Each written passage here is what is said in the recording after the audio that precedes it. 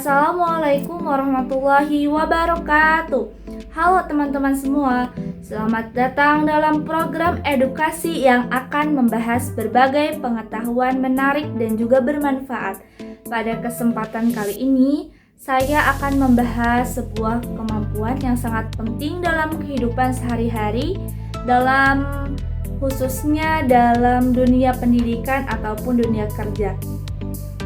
Teman-teman, pernah nggak kalian ngerasa gugup ketika berbicara di depan umum, atau mungkin merasa tidak percaya diri ketika dimintai oleh dosen ataupun teman kerja untuk menyampaikan sebuah pendapat atau idenya?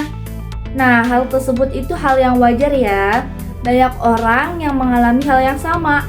Oleh karena itu, kemampuan public speaking itu sangat penting untuk dipelajari dan juga dilatih. Nah, secara sederhana, public speaking itu dapat diartikan sebagai kemampuan seseorang dalam menyampaikan idenya, gagasannya, atau informasi kepada banyak orang secara jelas, terstruktur, dan juga mudah dipahami. Kemampuan ini tidak hanya dibutuhkan oleh seorang pelajar, guru, ataupun dosen, atau mahasiswa, bahkan dalam kehidupan sehari-hari. Teman-teman, dalam public speaking ini terdapat beberapa metode yang biasanya digunakan oleh seseorang ketika menyampaikan pesannya kepada audiens. Nah, metode pertama yaitu metode impromptu atau metode spontan. Metode impromptu adalah cara berbicara yang dilakukan secara spontan tanpa adanya persiapan yang matang sebelumnya. Dalam metode ini, pembicara itu langsung menyampaikan gagasannya atau pendapatnya yang muncul pada saat itu gitu. Jadi yang di pikiran dia langsung diucapin aja.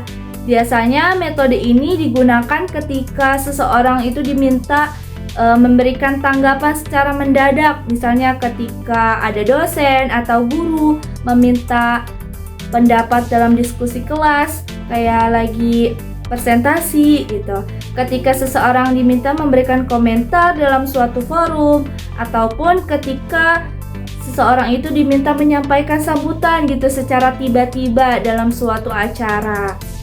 Metode ini memiliki beberapa kelebihan, salah satunya adalah menyampaikan yang terasa lebih alami dan tidak kaku gitu. Jadi dia lebih kayak yang ada di pikiran dia itu dia sampaikan. Karena pembicara itu berbicara secara spontan tanpa membaca teks. Selain itu, metode ini juga dapat melatih keberanian dan kepercayaan diri seseorang dalam berbicara di depan umum. Namun, metode impromptu ini juga memiliki beberapa kekurangan. Tanpa adanya persiapan, pembicara bisa dapat mengalami kesulitan dalam menyusun kalimat. Bahkan terkadang pembicara juga bisa kehilangan arah pembicaraan atau mengulang kata yang sama karena sedang berpikir gitu. Jadi kan karena spontan, jadi dia nggak ada persiapan, bingung apa yang diucapin. Nah, metode berikutnya adalah metode manuskrip atau metode membaca naskah. Nah, pada metode ini pembicara menyiapkan teks pidato atau materi secara lengkap sebelum tampil di depan umum. Ketika menyampaikan materi, pembicara akan membaca naskah yang telah disusun sebelumnya. Jadi lebih ada persiapannya, lebih terstruktur kata-katanya juga. Metode ini biasanya digunakan dalam acara yang bersifat resmi seperti sedang pidato, pengumuman penting, laporan ilmiah, ataupun presentasi dalam forum akademik. Nah, kelebihan dari metode ini adalah isi materi dapat tersampaikan secara sistematis, runtun, dan juga terstruktur. Selain itu, resiko kesalahan dalam penyampaian juga dapat diminimalisir karena materinya itu sudah dipersiapkan dengan baik sebelumnya. Namun demikian, metode ini juga memiliki kelemahan. Jika pembicara terlalu fokus membaca naskah, penyampaiannya itu bisa terasa kurang menarik dan juga interaktif. Audiensnya juga bisa merasa kurang terlihat gitu, karena kurang terlibat karena mungkin kontak mata dengan pembicaranya itu menjadi terbatas. Selain itu, kedua metode tersebut sebenarnya masih ada metode lain dalam public speaking seperti metode menghafal dan metode extemporer.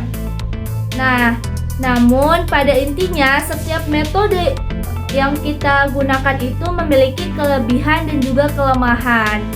Oleh karena itu, orang pembicara perlu menyesuaikan metode yang digunakan dengan situasi, tujuan komunikasi, serta jenis audiens yang kita hadapi. Teman-teman, kemampuan public speaking ini bukanlah kemampuan yang langsung dimiliki oleh seseorang sejak lahir. Kemampuan ini dapat dipelajari dan juga dilatih terus-menerus.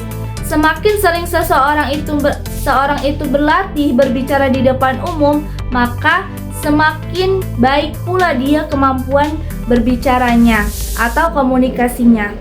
Karena itu, jangan takut untuk mencoba berbicara di depan orang banyak. Jadikan setiap kesempatan berbicara sebagai latihan untuk meningkatkan kepercayaan diri dan juga kemampuan komunikasi kita. Dan juga jangan ragu untuk selalu berusaha berbicara di depan umum. Baik teman-teman, demikian pembahasan kita hari ini mengenai metode dan juga metode dalam public speaking. Semoga informasi ini dapat menambah wawasan dan memberikan manfaat bagi kita semua. Saya ucapkan terima kasih atas perhatiannya. Assalamualaikum warahmatullahi wabarakatuh. Sampai jumpa di video selanjutnya.